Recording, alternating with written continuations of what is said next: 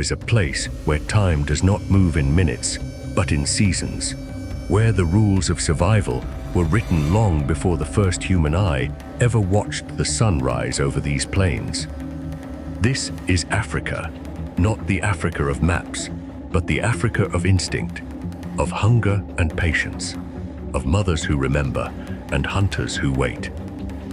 4 lives unfold here, beneath the same relentless sun, each one different, each one bound by the same ancient law: adapt or disappear. This is their story.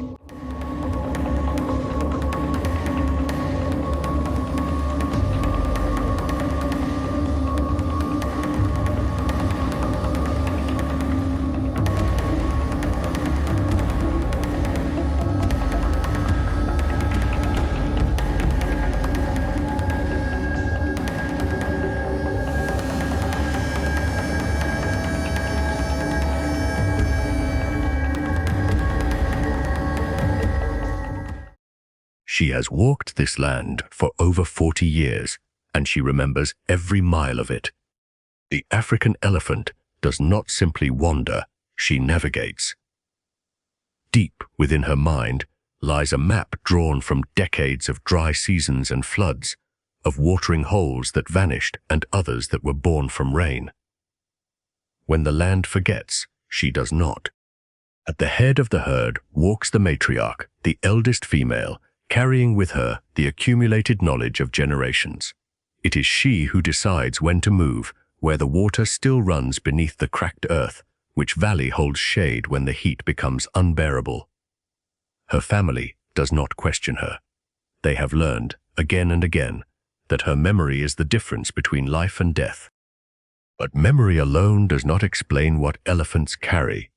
There is something else, a language of touch and low-frequency rumbles that travels through the ground itself, felt more than heard. A mother separated from her calf will call for hours. A herd that loses one of its own will linger, sometimes for days, near the bones of the dead, touching them with a gentleness that looks, unmistakably, like grief.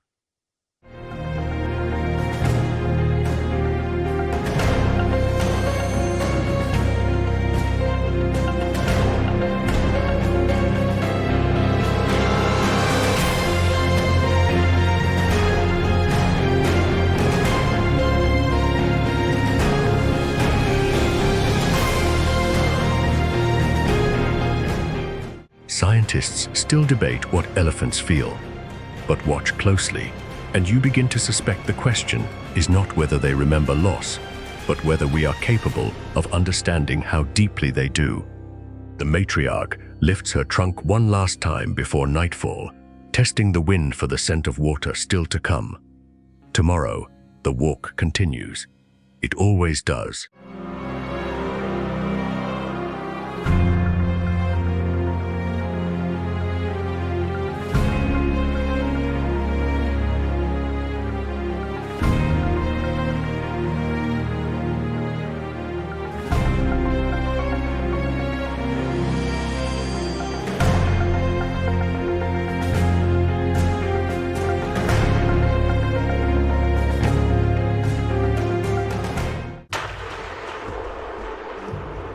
Not every predator hunts with speed.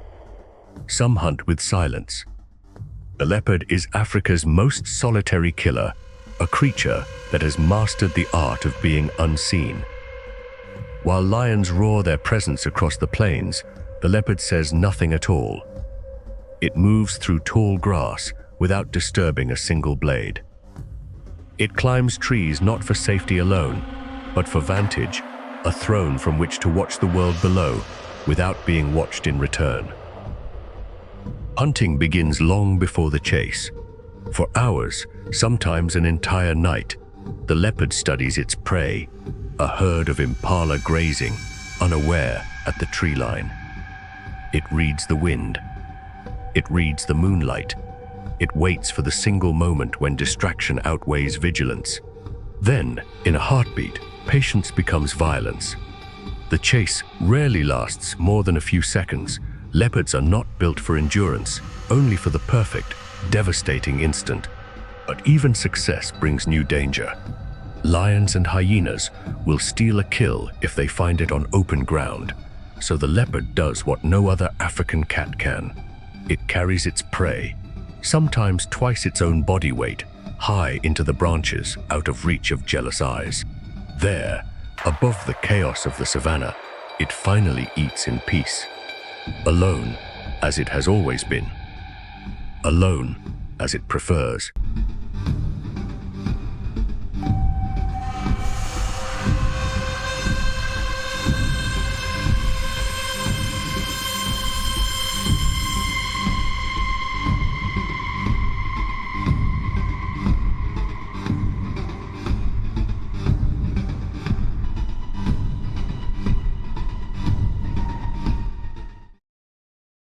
If the leopard represents solitude, the African wild dog represents its opposite, a life that has no meaning outside the pack.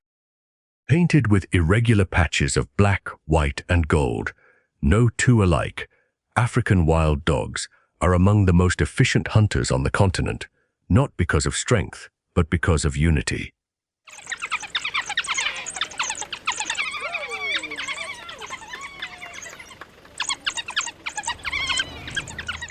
What one dog cannot do alone, 20 can accomplish together.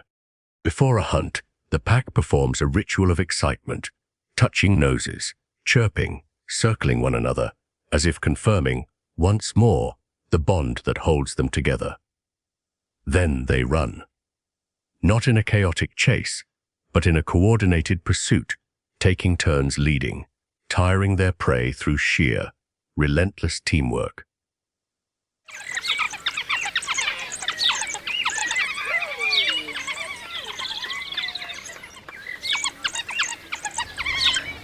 Their success rate is extraordinary, far higher than that of lions or leopards, because a wild dog never hunts for itself alone. It hunts for the pups waiting back at the den, for the injured member who could not keep up, for the elders who fed the pack when they themselves were young. When the hunt succeeds, the pack returns to share the meal, even regurgitating food for those who stayed behind.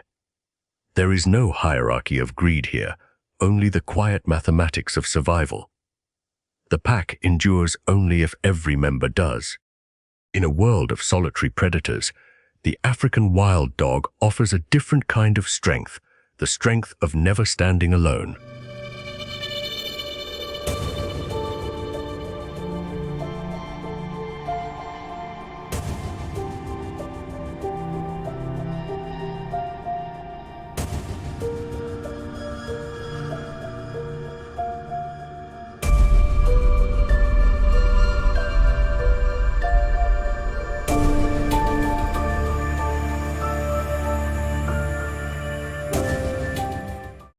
There is no land animal faster than the cheetah, a body sculpted by evolution into something closer to a living arrow than a cat. But speed, for the cheetah, is both a gift and a burden.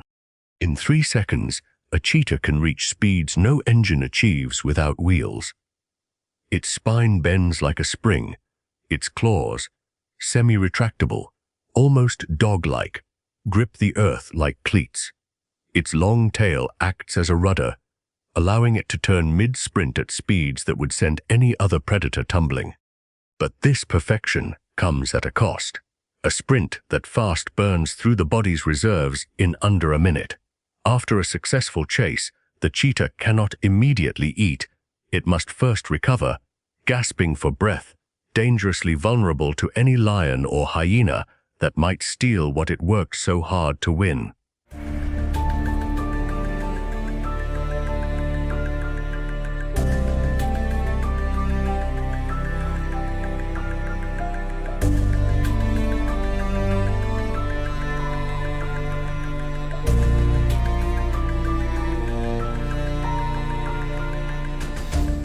This vulnerability follows the cheetah through every stage of life.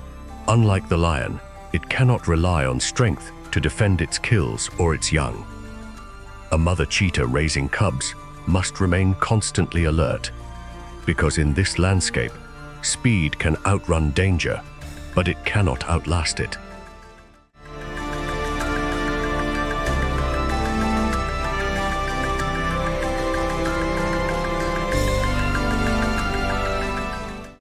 yet it endures. Not through power, not through numbers, but through a single, extraordinary talent, refined over millions of years into the fastest 3 seconds in the natural world.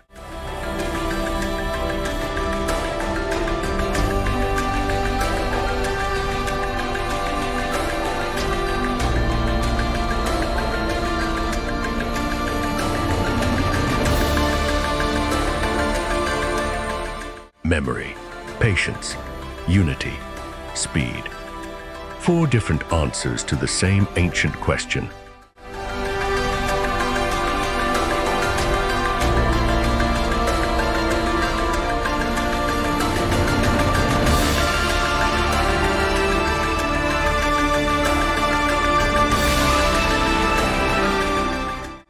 How does a life survive here, beneath this sky, on this unforgiving land?